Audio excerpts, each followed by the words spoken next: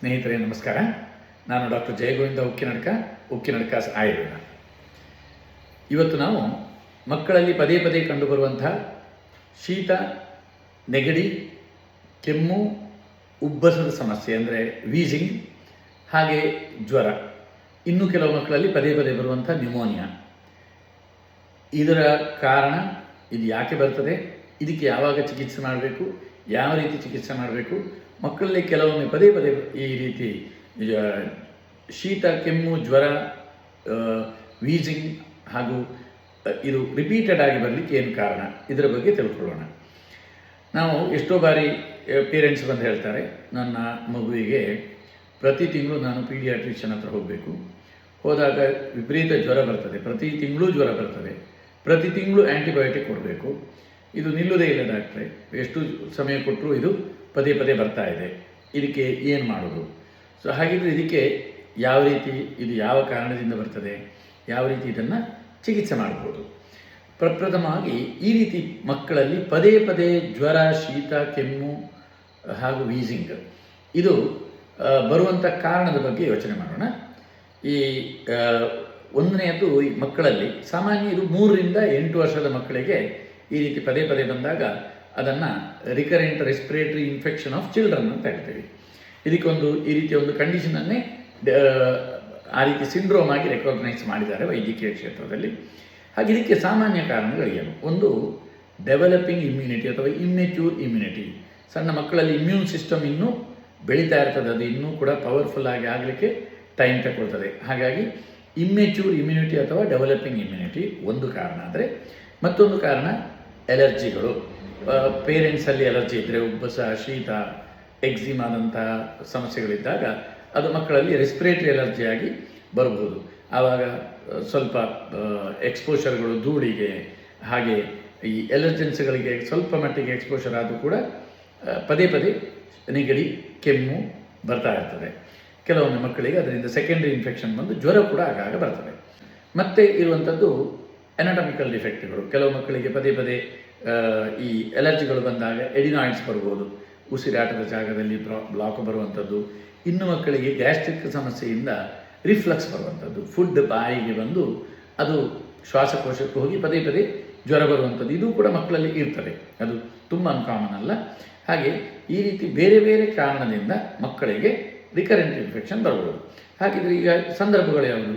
ಮಕ್ಕಳಿಗೆ ಹೊರಗೆ ಹೋದಾಗ, ಶಾಲೆಗೆ ಹೋಗಲಿಕ್ಕೆ ಶುರು ಮಾಡಿದಾಗ, ಅಥವಾ ಮನೆಯಲ್ಲಿ ಮಗು ಇದೆ, ಆ ಮಗುವಿನ ಅಣ್ಣನೋ ಅಕ್ಕನೋ ಶಾಲೆಗೆ ಹೋಗಿ ಬರ್ತಾ ಇರುವಾಗ ಆ ಮಗು ಇನ್ಫೆಕ್ಷನ್ ತಂದು ಈ ಸಣ್ಣ ಮಗುವಿಗೂ ಕೂಡ ಪದೇ ಪದೇ ಇನ್ಫೆಕ್ಷನ್ ಬರುವ ರೀತಿಯಲ್ಲಿ ಮಾಡ್ಬೋದು. ಸೊ ಆ ರೀತಿ ಈ ರಿಕರೆಂಟ್ ಇನ್ಫೆಕ್ಷನ್ ಮಕ್ಕಳಲ್ಲಿ ಬಂದಾಗ ಸಹಜವಾಗಿ ಪೇರೆಂಟ್ಸ್ ತುಂಬ ಆತಂಕಕ್ಕೊಳಪಡ್ತಾರೆ. ಆದರೆ ಇದು ಎಷ್ಟು ಬರ್ಬೋದು? ಸಾಮಾನ್ಯ ಮಕ್ಕಳು ಒಂದು 3 ರಿಂದ 8 ವರ್ಷದವರೆಗೆ ಈ ಇಮ್ಯೂನ್ ಸಿಸ್ಟಮ್ ಡೆವಲಪ್ ಆಗ್ತಾ ಇರುವ ಸಂದರ್ಭದಲ್ಲಿ ವರ್ಷದಲ್ಲಿ 3 ರಿಂದ 4 ಬಾರಿ ಜ್ವರ, ಶೀತ, ಕೆಮ್ಮು ಬರುವಂಥದ್ದು ಬಹಳ ಬಹಳ ಸಾಮಾನ್ಯ. ಹಾಗೆ ಇನ್ನು ಮಕ್ಕಳಲ್ಲಿ ಒಂದು 6 ಬಾರಿ ಕೂಡ ಬಂದರೆ ಅದನ್ನು ಕೂಡ ನಾರ್ಮಲ್ ಅಂತಲೇ ಕನ್ಸಿಡರ್ ಮಾಡ್ಬೋದು. ಆದರೆ 6ಕ್ಕಿಂತ ಹೆಚ್ಚು ಅಥವಾ 8ಕ್ಕಿಂತಲೂ ಹೆಚ್ಚು ಬಂದರೆ ಅದಕ್ಕೆ ಖಂಡಿತ ಸರಿಯಾದ ಚಿಕಿತ್ಸೆ, ಅದನ್ನು ಮೊದಲಾಗಿ ಅದರ ಕಾರಣವನ್ನು ಹುಡುಕಬೇಕು ಮತ್ತು ಅದಕ್ಕೆ ಸರಿಯಾದ ಚಿಕಿತ್ಸೆಯನ್ನು ಮಾಡಬೇಕು. ಅಂದರೆ ವರ್ಷದಲ್ಲಿ 6 ಅಥವಾ 6ಕ್ಕಿಂತ ಹೆಚ್ಚು ಬಾರಿ ಅಥವಾ 8 ಅಥವಾ ಅದಕ್ಕಿಂತ ಹೆಚ್ಚು ಬಾರಿ ಈ ಎಪಿಸೋಡ್ಸ್, ರೆಸ್ಪಿರೇಟರಿ ಇನ್ಫೆಕ್ಷನ್ಗಳು, ನೆಗಡಿ, ಕೆಮ್ಮು ಅಥವಾ ನೆಗಡಿ ಕೆಮ್ಮಿನ ಜೊತೆಯಲ್ಲಿ ವೀಸಿಂಗ್, ನೆಗಡಿ ಕೆಮ್ಮಿನ ಜೊತೆಯಲ್ಲಿ ಜ್ವರ, ಪದೇ ಪದೇ ನ್ಯೂಮೋನಿಯಾ ಬರುವಂಥದ್ದು, ಇದೆಲ್ಲ ಬಂದರೆ ಅದಕ್ಕೆ ಏನೋ ಇನ್ನೊಂದು ಕಾರಣ ಇರ್ತದೆ. ಆ ಕಾರಣವನ್ನು ಹುಡುಕಿ ಚಿಕಿತ್ಸೆ ಮಾಡಲೇಬೇಕು. ಇದನ್ನು ಎಷ್ಟೋ ಮಕ್ಕಳು ನಮ್ಮ ಹತ್ರ ಬಂದು ಹೇಳುವಂಥದ್ದು, ಇದಕ್ಕೆ ನಾನು ಪ್ರತಿ ತಿಂಗಳು ಮಗುವಿಗೆ ಜ್ವರ ಬರ್ತಾ ಉಂಟು, ವರ್ಷದಲ್ಲಿ 12 ಸಲ, 9 ಸಲ, 8 ಸಲ ಹೀಗಿರುವ ಮಕ್ಕಳು ಕೆಲವೊಮ್ಮೆ 2-3 ವರ್ಷ ಬರೀ ಆ್ಯಂಟಿಬಯೋಟಿಕ್ಸ್ ಅದು ಇದನ್ನು ಕಂಟಿನ್ಯೂಸ್ ತಗೊಳ್ತಾ ಇರ್ತಾರೆ. ಇನ್ನು ಭಾರತದಲ್ಲಿ ಈ ಇಮ್ಯುನೈಸೇಷನ್ ಮಕ್ಕಳಿಗೆ ಕೊಡುವಂಥದ್ದು ಕಡಿಮೆ, ಫ್ಲೂ ಶಾಟ್ಸ್ ಕೊಡುವಂಥದ್ದು. ಈ ಡೆವಲಪ್ಡ್ ಕಂಟ್ರೀಸಲ್ಲಿ ಅದಕ್ಕೆಲ್ಲ ಫ್ಲೂ ಶಾಟ್ಸ್ ಕೊಡ್ತಾರೆ. ಹಾಗೆ ಎಲರ್ಜಿಯಿಂದ ಬರುವಂಥ ಅಥವಾ ಈ ಪದೇ ಪದೇ ಬರುವಂಥ ಇನ್ಫೆಕ್ಷನ್ಗಳಿಗೆ ಸ್ವಲ್ಪ ರೆಸಿಸ್ಟೆನ್ಸ್ ಡೆವಲಪ್ ಆಗ್ಬೋದು. ಆದರೆ ಎಲರ್ಜಿಯಿಂದ ಬರುವಂಥ ರಿಕರೆಂಟ್ ಇನ್ಫೆಕ್ಷನ್ಗಳು ಅಂದರೆ ಸೆಕೆಂಡ್ರಿ ಇನ್ಫೆಕ್ಷನ್ಗಳು ತುಂಬದಲ್ಲಿ ಪ್ರಯೋಜನ ಆಗದೇ ಇರ್ಬೋದು. ಹಾಗಾಗಿ ಇದಕ್ಕೆ ಬಹಳ ಸೂಕ್ತ ಚಿಕಿತ್ಸೆ ಆಯುರ್ವೇದ ಚಿಕಿತ್ಸೆ. ಒಂದು ಮಗುವಿಗೆ ವರ್ಷದಲ್ಲಿ 6ಕ್ಕಿಂತ ಹೆಚ್ಚು ಅಥವಾ 2 ತಿಂಗಳಿಗೊಮ್ಮೆ ಅದಕ್ಕಿಂತಲೂ ಜಾಸ್ತಿ ಕನಿಷ್ಠ 3-4 ಇನ್ಫೆಕ್ಷನ್ ಇರ್ತದೆ ಮಕ್ಕಳಿಗೆ. 6ಕ್ಕಿಂತ ಜಾಸ್ತಿ ಅಥವಾ 8ಕ್ಕಿಂತ ಜಾಸ್ತಿ ಆದರೆ ಖಂಡಿತ ಚಿಕಿತ್ಸೆ ಮಾಡಬೇಕು.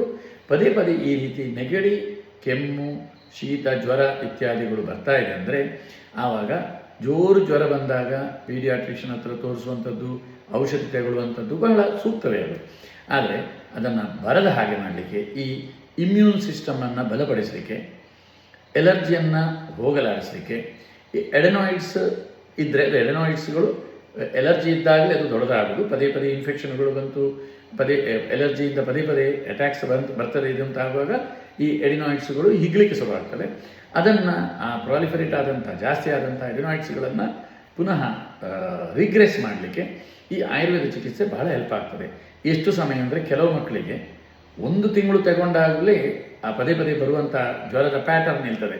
ಎಷ್ಟೋ ಮಕ್ಕಳು ಹೇಳ್ತಾರೆ ವಾರಕ್ಕೊಮ್ಮೆ ನಾನು ಹೋಗಬೇಕಾಗ್ತದೆ ಅಂಥ ಮಕ್ಕಳು 1 ತಿಂಗಳಾಗುವಾಗಲೇ ಹೇಳ್ತಾರೆ ಇಲ್ಲ ಈ ತಿಂಗಳಲ್ಲಿ ನಾನು ಭೇಟಿಯಾಗಲಿಲ್ಲ.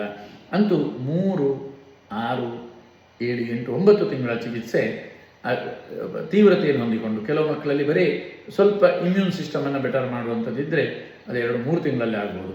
ಎಲರ್ಜಿಗಳಿದ್ದಾಗ ಪದೇ ಪದೇ ಶೀತ ಹೊಡೆಯುವುದು, ಅಕ್ಷಿ ಹೊಡೆಯುವುದು, ಉಬ್ಬಸ ಬರುವಂಥದ್ದಿದ್ದಾಗ 6-9 ತಿಂಗಳು, ಕೆಲವೊಮ್ಮೆ 1 ವರ್ಷದವರೆಗೆ ಆ ಮಕ್ಕಳಿಗೆ ಚಿಕಿತ್ಸೆ ಬೇಕಾಗ್ಬೋದು. ಆದರೆ ಸಾಮಾನ್ಯವಾಗಿ ಆಯುರ್ವೇದ ಚಿಕಿತ್ಸೆಯನ್ನು ಪ್ರಾರಂಭ ಮಾಡಿ 1-2 ತಿಂಗಳ ನಂತರ ಆ ರಿಕರೆಂಟ್ ಪ್ಯಾಟರ್ನ್ ತುಂಬ ಬದಲಾವಣೆ ಆಗ್ತದೆ.